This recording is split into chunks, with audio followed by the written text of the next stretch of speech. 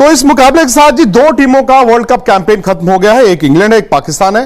दोनों घर जाएंगे। हवाई जहाज की जो यात्रा है बड़ी लंबी होगी। खिलाड़ियों को इंडिविजुअली सोचना होगा अपने घर जाएं या फिर 2-3 दिन कहीं पर आराम से रुक कर छिप कर जाया जाए, क्योंकि इंग्लैंड ने तो इतना जबरदस्त अंडर परफॉर्म किया है। डिफेंडिंग चैंपियन कहां पर फिनिश किए हैं। किस्मत अच्छी है कि इंग्लैंड चैंपियंस ट्रॉफी क्वालिफाई कर गया। लेकिन पाकिस्तान, भाई पाकिस्तान में तो लोग इंतजार कर रहे हैं कि ये टीम कब आएगी, क्योंकि वहां पर तो वर्ल्ड कप शुरू होते ही इस टीम का क्रिटिसिज्म ऐसा शुरू हो गया था, कप्तान बदल दो, खिलाड़ी बदल दो, ये बदल दो, वो बदल दो। लेकिन हकीकत यह है कि पाकिस्तान तैयार नहीं था। पाकिस्तान इस वर्ल्ड कप के लिए तैयार कतई नहीं था। शायद हम लोगों को भी लगता था, दुनिया को भी लगता था कि पाकिस्तान जो है इस वर्ल्ड कप को जीत सकता है, लेकिन नहीं। एशिया कप में इस बात का इल्म हो गया था कि यह टीम में इतना दम नहीं है। शायद ये सेमीफाइनल तक जाने वाली टीम थी, लेकिन यह वर्ल्ड कप जीतने वाली टीम नहीं थी। और पाकिस्तान का दुश्मन खुद पाकिस्तान था, क्योंकि वो नूरा कुश्ती लड़ते रहे। जब आप नूरा कुश्ती लड़ते हैं तो आपको यह अंदाजा नहीं होता कि सामने वाला पहलवान कितना मजबूत है। और जब आपको सामने वाला पहलवान दिखता है तो फिर आप डर के ही रहते हैं और उससे मुकाबला नहीं कर पाते। वो हल्की टीमों के साथ अपनी वनडे क्रिकेट खेल रहे थे। बड़ी टीम भी जब आती थी तो बड़ी टीम अपने खिलाड़ियों को आराम दे देती थी। तो आप यह नहीं समझ पाए कि दुनिया कहां है, और यह नहीं समझ पाया पाकिस्तान की वो कहां है। दूसरी बात, इन्होंने इन मुकाबलों को इस्तेमाल भी नहीं किया जैसे बाकी टीमों ने किया। आप कभी रोटेट करते हैं, बड़े खिलाड़ी को आराम देते हैं, फिर 2 यंगस्टर्स को ट्राई करते हैं। भाई दुनिया कहती है पाकिस्तान ये क्या टीम लेकर आया, हम कहते हैं भाई यही तो उनके पास है, हमें तो नहीं पता इनके पास और कौन से खिलाड़ी हैं। इसलिए नहीं पता क्योंकि इन्होंने खिलाड़ियों को इस्तेमाल ही नहीं किया। हमें पता ही नहीं चलेगा कि कौन से खिलाड़ी में इंटरनेशनल क्रिकेट खेलने की कैपेबिलिटी थी और किस में नहीं थी। बट उससे ज्यादा इंपॉर्टेंट चीज यह है कि पाकिस्तान की इस हार का जिम्मेदार कौन है। क्या वो सिर्फ बाबर आजम है?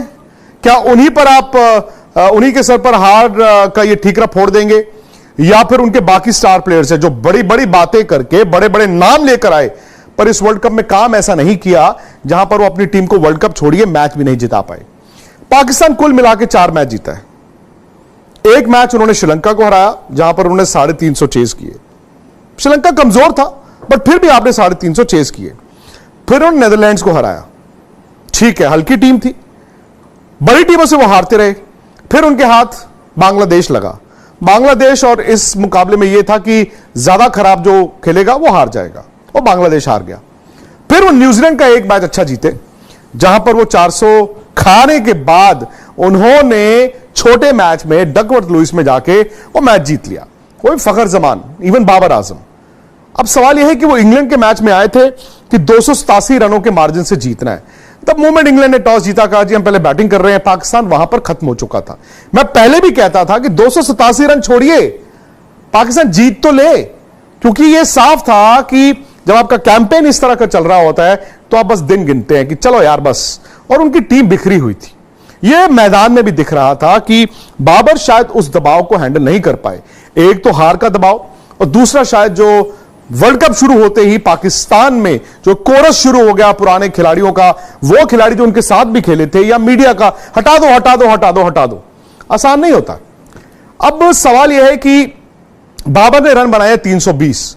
इस वर्ल्ड कप में वो टॉप 20 रन गेटर्स में नहीं है, जबकि उस वर्ल्ड कप में आए थे मुकाबला विराट कोहली का करने का, कि विराट बेहतर या बाबर, डिबेट ये था। अब बाबर के लिए कप्तान के तौर पर, बैट्समैन के तौर पर यह वर्ल्ड कप बड़ा जरूरी था।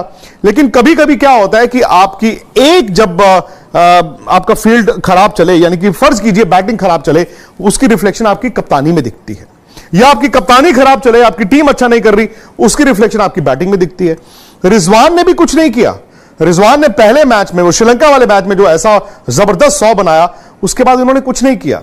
ये तो फखर जमान ने वो जो 2 पारी खेल दी, उनकी टीम यहां तक आ गई, नहीं तो यह भी दिक्कत थी। अब फिर उन्होंने शफलिंग बहुत की, इनके पास स्पिनर्स नहीं थे। 2020 में तो चल जाता है, आपके पास अच्छे फास्ट बॉलर हैं, स्पिनर बीच में आके 8 ओवर डाल देते हैं। और ये चूंकि ज्यादातर खिलाड़ी दुनिया भर की लीग्स 2020 की खेलते हैं, ये 50 ओवर के लिए तैयार नहीं थे। अब सवाल है शाहीन अफरीदी और हारिस रऊफ का। नसीम शाह जब बाहर हुए तो भाई ये कहा गया कि क्या होगा, ये तिकड़ी आई थी। भाई नसीम शाह, शाहीन अफरीदी, हारिस रऊफ इस वर्ल्ड कप में आए थे कि दुनिया में इस तरह की तिकड़ी नहीं है। हम लोगों ने भी ये गलती की थी, उनको ओवर एस्टिमेट कर लिया था।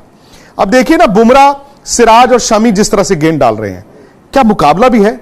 शाहीन अफरीदी की 18 विकेटें हैं इस वर्ल्ड कप में, 18। 18 विकेटें एक वर्ल्ड कप में, यानी कि अभी भी वो टॉप विकेट टेकिंग लिस्ट में है। लेकिन 3 विकेटें हैं आफरीदी की, सिर्फ 3 विकेटें नई बॉल के साथ। अरे तेज गेंदबाज अगर नई गेंद के साथ विकेटें नहीं लेगा तो उनकी टीम कैसे जीतेगी? अगर आपकी सिर्फ 3 विकेटें हैं नई गेंद के साथ, बाकी 15 तो आपने नीचे जाके ली हैं। और नीचे जाके विकेटों में आप क्या करते हैं भाई? आप 400 के बजाय आप 450 पे रोक लेते हैं। जिसने 450 बनाने थे उसको आप 360 पे रोक लेते हैं। लेकिन आप 260 पे तो टीम को आउट नहीं कर पा रहे हैं। हारिस राउफ की पेस की बात होती थी, जितना तेज वो डालते थे उतना तेज उनकी पिटाई होती थी। कभी 26 रन आप पहले ओवर में खा रहे हैं, कभी 15 रन पहले ओवर में खा रहे हैं, कभी पहले ओवर में आपको 2 छक्के पड़ रहे हैं, कभी 4 चौके पड़ रहे हैं, कभी आप वाइडे कर रहे हैं। यार ये फास्ट बॉलर का काम नहीं होता। यहां पे इंडिया से कंपेयर करें, बुमराह और सिराज नया बॉल डालते हैं, मोहम्मद शमी जब वन चेंज आते हैं पहले ओवर में एक आउट कर देते हैं। हारिस राउफ खोल देते थे, जो ऑलरेडी खुला होता था हारिस राउफ उसको भी खोल देते थे। अब उसमें भी क्या कप्तान की जिम्मेदारी है? क्या शाहिन अफरीदी और हारिस राउफ अगर नई गेंद पर विकेटें नहीं ले रहे, वो भी कप्तान की जिम्मेदारी है? Mohammed Wasim junior by default उनको खेलने को मिला, क्योंकि हसन अली को कभी खिलाते थे। मोहम्मद वसीम जूनियर ने आके एक इंपैक्ट बनाया है। इसका मतलब है पाकिस्तान के पास नीचे अच्छे फास्ट बॉलर्स होंगे, लेकिन क्या उनको तैयार किया जा रहा है? जो फैक्ट्री इनकी हुआ करती थी तेज गेंदबाजों की, क्या अभी भी वो फैक्ट्री चल रही है या फिर उस फैक्ट्री पर ताला लग गया है? स्पिनर्स तो बड़ी हैरानी की बात है, पाकिस्तान के पास है ही नहीं। पाकिस्तान अच्छे लेग स्पिनर्स भी निकालता था, पाकिस्तान के पास ऑफ स्पिनर्स होते थे। अब आप देख लीजिए, जो स्पिनर्स ने इस वर्ल्ड कप में गेंद डाला है पाकिस्तान की तरफ से, अगर आप 10 टीमें देखें, आई थिंक सबसे हल्के जो स्पिनर्स थे वो पाकिस्तान के पास थे। इनफैक्ट नेदरलैंड्स के आर्यन दत्त वो ज्यादा पेनिट्रेटिव थे, वो ज्यादा बेहतर स्पिनर थे। तो जब आपके पास सब कॉन्टिनेंट टीम होने के बावजूद इंडिया में आप आते हैं, फास्ट बॉलर आपके चल नहीं रहे, स्पिनर आपके पास है नहीं, आप वर्ल्ड कप कहां से जीतोगे? हां, यह जरूर है कि बाबर आजम की कप्तानी भी बहुत डिफेंसिव थी। मतलब बाबर ने ना वो अनइमेजिनेबल